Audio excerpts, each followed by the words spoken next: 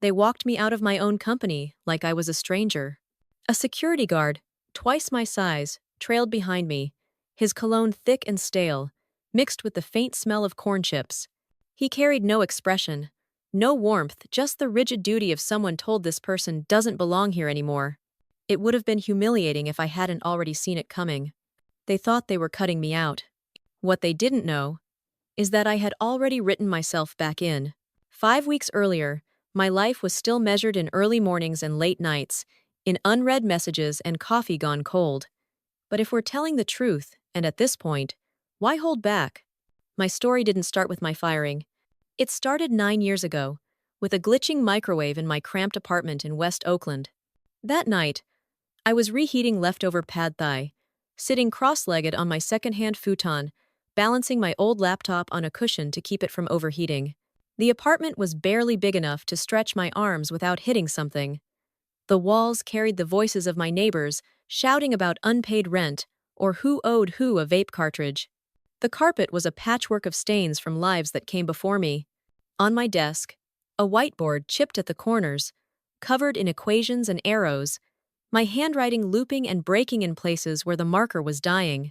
On my laptop, the first version of an AI sentiment analysis model I had been building for months. I was debugging my code when my screen froze. I cursed under my breath, head pounding from a migraine. But then 3 keystrokes later, the model ran. And it worked. When I say worked, I don't mean a polite little checkmark in the console. I mean it caught something. The system flagged a cluster of phrases in an obscure corner of the internet, words strung together that, to most people, would have looked harmless. But to my model, they spelled trouble. 18 months later, that very model would help a Fortune 100 company dodge a billion-dollar PR disaster. And back then, it was just me, Jamila Carter, a black woman in tech that no one had heard of, armed with a wheezing laptop and an idea that made my chest pound like I'd stolen fire from the gods. The early days weren't pretty. There was no founder aesthetic, no glass walls or venture capital brunches.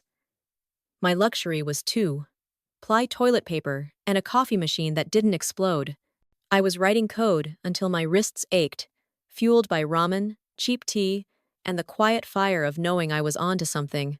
Slowly, people started to notice. First, a friend of a friend who could help with data cleaning. Then a college intern with a knack for front-end design. Before long, my apartment was a fire hazard tables littered with extension cords, post-it notes clinging to every surface, monitors flickering like a hacker movie. We were broke. But we were building something real. Then came the offer. A mid-sized tech firm came circling, all smiles and open hands. They spoke the language every founder is trained to hear. Funding, expansion, mentorship. We want to honor your vision. Oh, they promised me resources. My little crew could only dream of more engineers, marketing muscle, connections I couldn't buy if I sold my soul. And yes, I sold. For $1. You're probably thinking I'd lost my mind. But I didn't sell for the dollar. I sold for the deal. Buried deep in that contract, under pages of legalese, no executive would ever read was a clause. It said, if I was ever fired without cause, I could buy my company back for the original price. $1. My lawyer Mason paused when he saw it. You think they'll miss this? He asked. I smiled. They won't even see it. And they didn't. Not Brent, the new CFO with his MBA swagger and a jawline you could slice cheese on. Not Vanessa, the VP of brand alignment or whatever she called herself, who once told me the word data was too masculine for our pitch deck. Not the board, who skimmed straight past it in their rush to get to the projected returns page. I stayed on after the sale. They made me Chief Strategy Officer, a title that sounded important enough, but really meant I was the last person in the room still fighting for the product. For a while, it was fine. Brent stayed in his spreadsheet kingdom. Vanessa kept posting inspirational quotes on LinkedIn. I kept my head down, running the product team, thinking maybe, just maybe, I could steer this ship. But I could feel it power, influence, decision-making slipping away grain by grain. And somewhere deep inside, I knew. The clock was ticking.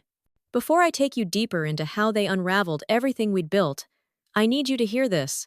95% of you watching or listening to this right now are not subscribed. I get it. Commitment is scary. But I'm trying to hit 10,000 subscribers at least once in my life. If you like stories where arrogant execs hand me back my empire for the price of a gas station coffee, consider subscribing. No hard sell. Just a little digital fist bump between survivors. Because this is just the beginning. In those days, I still believed I could protect my creation from the slow death of bad leadership. I still believed they'd eventually see reason. But the truth? Some people would rather burn the house down than admit they shouldn't be in charge of it. And soon, I was about to watch them light the match. Death by 1,000 cuts. I thought the first changes would be harmless. They always start that way, small enough to look like nothing, but sharp enough to shave off a little of what matters. One day, it was the monthly product innovation meeting. I walked in ready to talk architecture updates and data modeling. Instead, I found a room full of people who had never written a line of code in their lives. Marketing leads, PR reps, and someone from brand experience were sitting around sipping matcha, discussing color palettes and emotional tone. No engineers, no data scientists. Not one person who could tell me whether the model was still functioning at peak accuracy. They called it alignment. I called it the first crack in the foundation. The next change came with a smile. Vanessa floated through the office like she owned sunlight, telling everyone she was conducting a vibe audit. She wandered into engineering one afternoon, eyes scanning the whiteboard that had carried our DNA for years. Bertha, that's what we called it. Chipped corners, permanent smudges from years of impossible deadlines, whole nights of architecture decisions, sketched in messy loops. Bertha wasn't a board. She was our archive, our memory. And Vanessa had her hauled out like a piece of broken furniture. "We're elevating the aesthetic," she chirped, in that sing-song tone people use when they think you'll be too polite to push back. I asked her what exactly was wrong with the aesthetic of our work. She said Bertha gave off founder trauma. Founder trauma. I wanted to laugh and scream in the same breath. Little things started stacking like bricks in a wall between me and the company I'd built. Product jamming sessions were renamed Brand Synergy Touchpoints. Feedback analysis was run through an algorithm that literally replaced any negative word with something upbeat.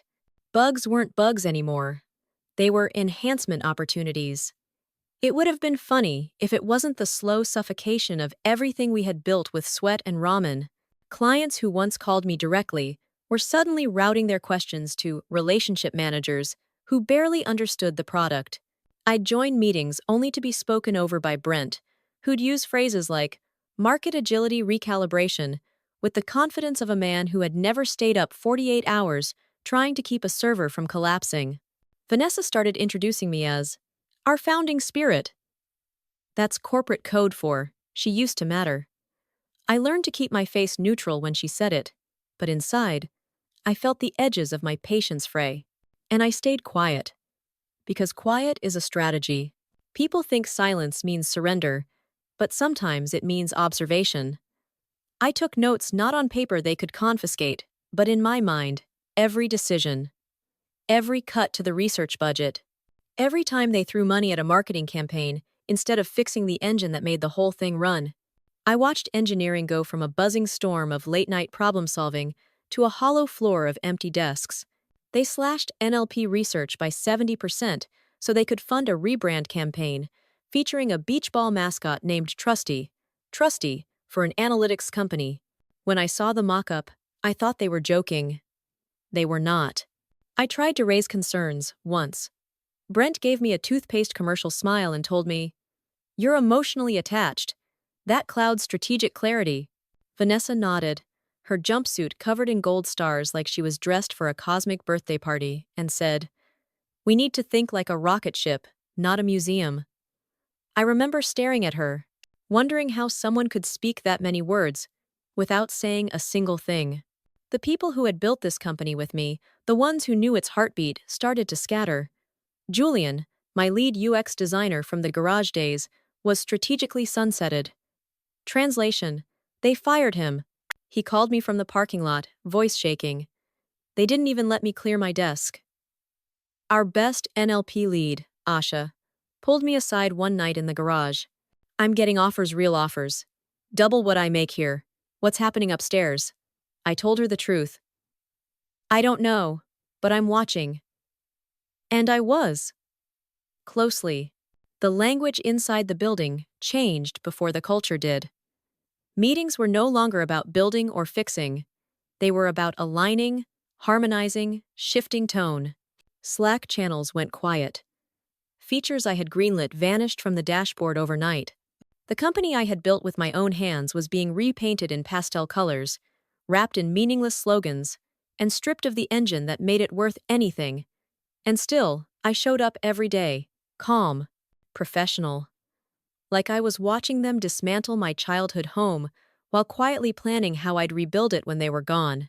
The turning point came in a quarterly review. It should have been a numbers meeting, straightforward, boring even. But Brent, with a smirk I swear he must have practiced in the mirror, interrupted mid-discussion. "Let's pivot," he said, motioning for the assistant to dim the lights like it was opening night on Broadway. Vanessa stepped forward, clicking her Bluetooth remote with theatrical precision. A slide appeared. From sentiment to synergy, the next chapter, and there it was. My analytics dashboard, my engine, my 9 years of blood and grit. Repainted in cotton candy gradients with a grinning cartoon, Trusty now wearing sunglasses. Vanessa was beaming like she had personally rewritten the code. "We're shifting tone," she said. "Customers want comfort, simplicity, friendly vibes. Think Duolingo meets opera." I laughed. I couldn't help it, a single bark of disbelief. Brent's eyes narrowed. "You find this funny?" "No," I said. "I find it tragic." The room went still. Vanessa's smile tightened, the kind that hides a bite.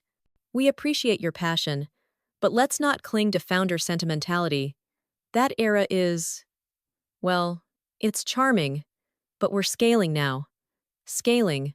The word landed like a cheap insult. Brent turned to the board. "Frankly, I need to ask if her role is still aligned with where we're heading. Vision is valuable, but alignment is vital, and we've hit a friction point." It was casual, almost lazy, like suggesting a menu change, but I felt it. A line crossed. They hadn't said the words yet, but the scent was in the air. The execution was coming. That night, I didn't rage. I didn't cry. I went home, poured a drink, and pulled the contract from its hiding place in my locked cabinet. Section 14C still valid, still binding. My name. My terms. My dollar. Mason picked up on the first ring. "Still want me watching their filings?" he asked. I sent him a thumbs up. It wasn't time yet, but something in my gut, something old and feral, was starting to stir. Then came the whisper. Sam, who had started as my intern and was now running the mobile team, knocked on my office door. He didn't sit. He just stood there, eyes heavy with news. "They've got the list," he said quietly. "Layoffs. You're on it." I looked at him for a long moment. "Who told you?" He shook his head. "Doesn't matter. It's coming. They want you out before next quarter so they can show post-founder independence in the investor update." I thanked him. He left like he'd delivered a eulogy. That night, I didn't pour bourbon. I poured ink. The checkbook Mason had couriered weeks ago sat in my drawer. I wrote it slowly, deliberately. $1, no flourish. Pay to the order of the company I had built from nothing. In the memo, Section 14C buyback. I signed it, dated it, slipped it into a crisp white envelope. No stamp. Not yet. Just waiting.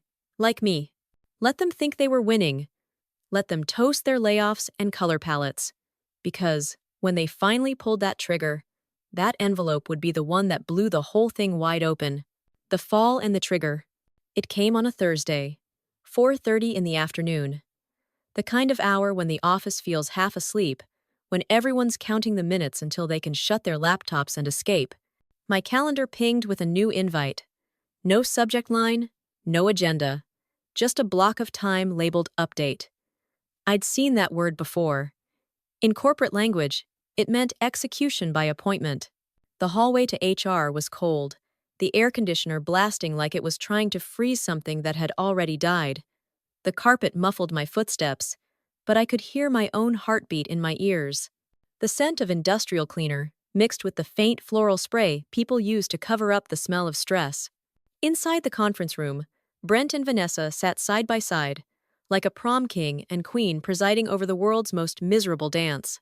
Their expressions were almost gentle, as if they believed kindness could hide the blade. Rebecca from HR was perched on the edge of her chair, clutching a manila folder like it might bite her. She looked at me the way people look at a stranger's dog warily, like she wasn't sure if I was about to snap. Brent started. Jamila, we've appreciated everything you've built here. Truly. But we feel it's time to move in a different direction. His voice was smooth, like a man reading a bedtime story he didn't care about. Vanessa leaned forward, that polished smile locked in place.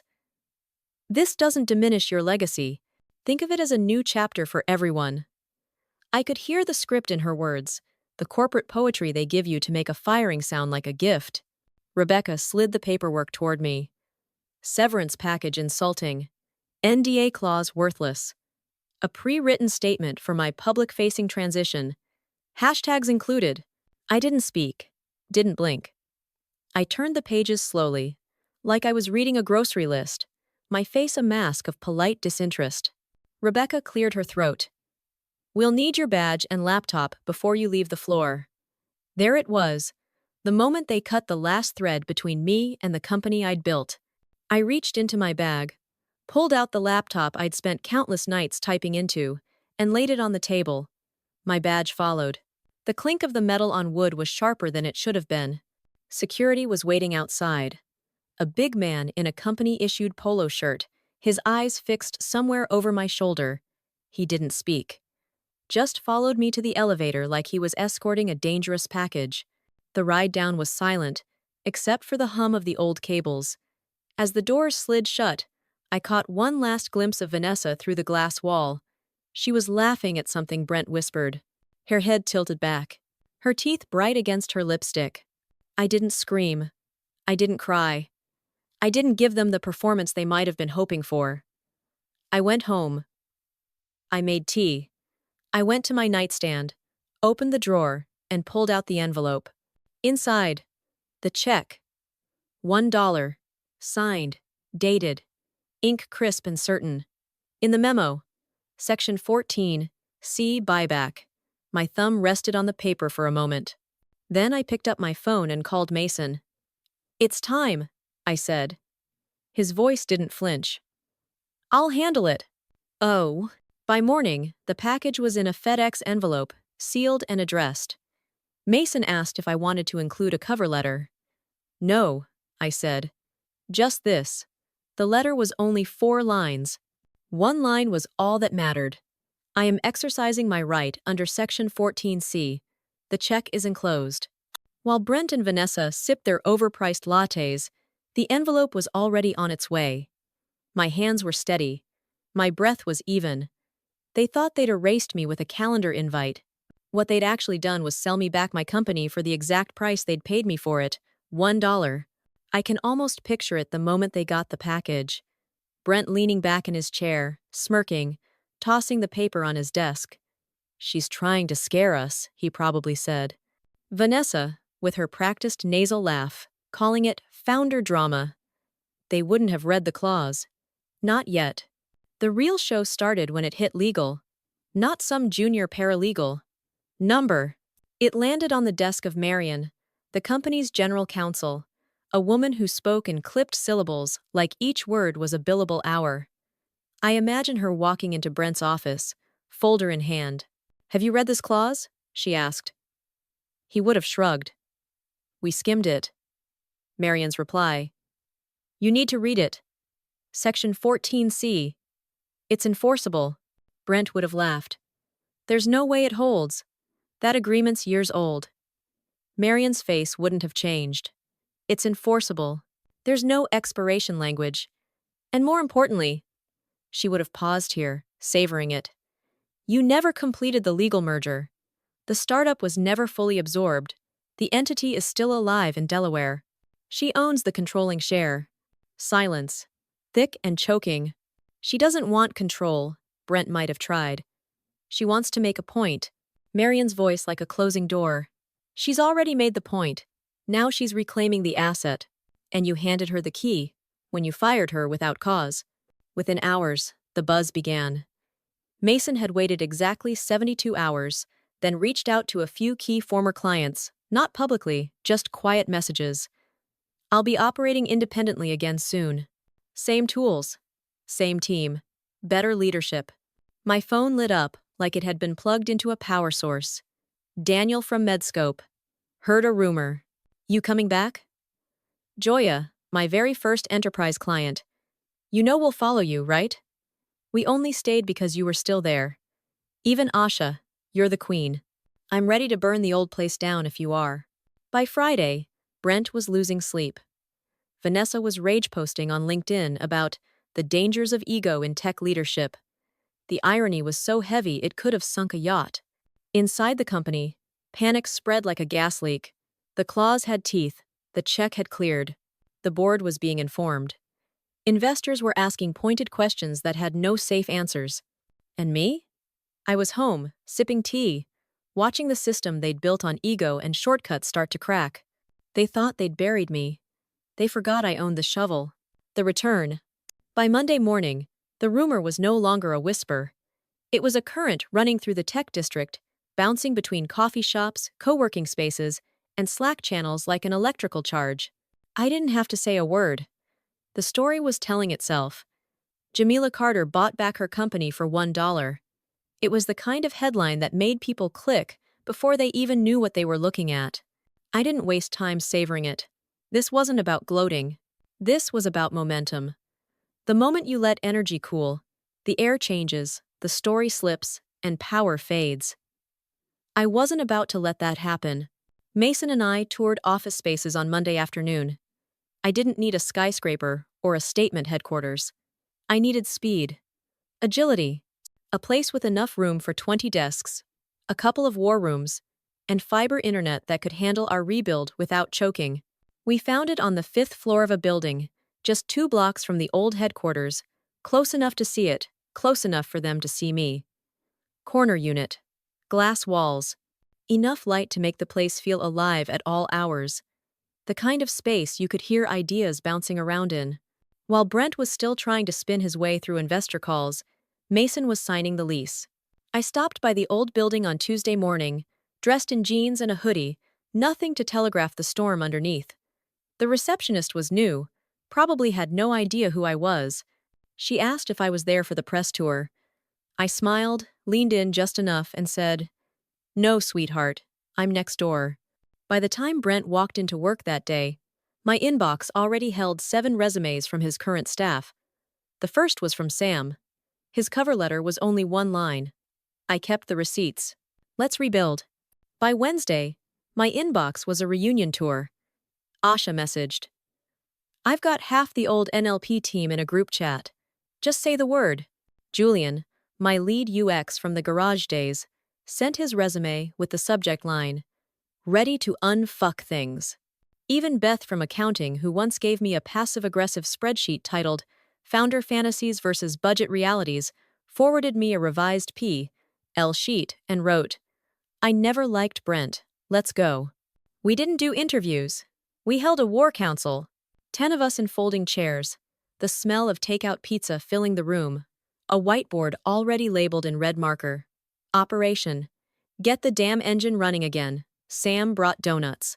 Mason brought contracts. I brought the clause framed, hanging on the wall like a relic from a war we'd already won. We didn't need pep talks. We had rage. We had caffeine.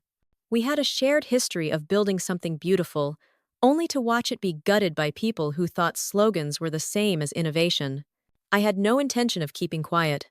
Mason and I drafted a discreet outreach list. Top-tier clients who had been with us from the start. The ones who stayed through the sale because they trusted me, not the board. I called them personally. No pitches, no hard sell, just this. We're back. Same tools, same team, better leadership. The response was immediate, almost desperate. 3 of them offered bridge funding before I even finished the call. And then the press found me. A tech reporter from Fastline Weekly slid into my DMs. Is it true? You bought back your company for $1 after they fired you? I typed back. Technically, I reclaimed it. But yes. By morning, the headline was everywhere. The Dollar Queen, How One Clause Sank a Tech Empire. Vanessa posted a 900-word essay on LinkedIn titled The High Road and the Low Ceiling. It featured a stock photo of an eagle and an out-of-context quote from Brené Brown. She limited comments within an hour. Brent tried to distract with a sponsored podcast episode about innovation through adversity. It had less than 200 plays by the end of the week. Meanwhile, my story was being picked up by 15 trade publications, 3 tech podcasts, and a legal blog calling it a masterclass in fine-print vengeance. Inside their walls, it was chaos. Clients froze contracts, investors demanded clarity. Staff walked out without notice. And I was exactly where I wanted to be 2 blocks away, building something real again while they drowned in their own arrogance. We weren't starting from zero. We still had our architecture, our models, our original roadmap. What we needed was to ignite the engine. Every day for that first week, we rebuilt modules, restored features they had stripped out, fixed code they had broken in their optimizations. The office buzzed like it had in the old days, half chaos, half brilliance, and all heart. We stayed late. We ordered bad takeout. We laughed at how many stupid decisions we'd have to undo. And I could feel it, like the first breath after surfacing from deep water. We were alive again, but I knew something else. This wasn't just about taking back my company. This was about taking the stage. Not quietly, not politely, loud enough for every founder, every engineer, every woman who'd ever been sidelined in her own creation to hear. I was going to give them the kind of comeback you couldn't ignore. The keynote and the phoenix. They didn't see it coming the moment when the comeback stopped being my private war and became a public spectacle. I wasn't even supposed to be the keynote speaker. My name had been tucked into the program for some panel on ethical growth in post-hype markets, a slot so dull it could have put a cactus to sleep. But the night before the conference, the headliner, some VC guru with a messiah complex, bailed to go find himself in Bali. The organizers called me in a panic. We'd like to move you to the keynote, they said. Your story is, well, let's just say people are thirsty for blood. By the time I walked onto that stage, the room was a tide of bodies. Founders, investors, reporters. People who'd been watching my saga unfold in real time, scrolling the headlines, trading whispers in Slack groups. I could feel the hunger in the air. The stage lights were hot on my skin, the hum of 1,000 conversations melting into a low thrum that pulsed in my chest. I didn't start with the revenge. I started with the microwave, the pad thai, the cracked apartment walls in West Oakland, the whiteboard with chipped corners. I told them about writing code until my wrists ached, about the model that caught a billion-dollar PR disaster before it happened, about selling my company for a single dollar because I believed in what I was building. I told them how belief got twisted by people who knew buzzwords but not backbone. I told them about the pastel, brand realignment, the mascot named Trusty, the product stripped of its soul. About the day they walked me out of my own company. About the envelope in my nightstand. And when I told them about Section 14C, about sending that $1 check back across the table, the air shifted. Gasps moved through the crowd like a ripple on water. Somewhere in the front row, a man whispered, "Holy shit," loud enough for his neighbor to flinch. Then I did it. I reached under the podium and pulled out the black frame. Inside, the check. $1. The ink slightly faded, the date frozen in time. I held it up slowly, letting the stage lights catch on the glass, the room silent except for the clicks of cameras. It was a relic, a weapon. Proof that they had tried to erase me, and failed. My phone buzzed in my blazer pocket. I glanced at the screen. Mason's name. One line of text. Final board resignation. It's done. You outlived them all. I didn't smile. I grinned wolfish, sharp. The kind of grin that says I told you so, but in legally binding language. I turned back to the crowd. Always read the contract, I said. And pause twice if you think you're smarter than the woman who wrote it. I dropped the mic into its stand. The ovation rose like a wave. It wasn't polite applause. It was the sound of recognition, of people seeing themselves in the fight, of every founder and builder who had been shoved to the edge and dreamed of clawing their way back.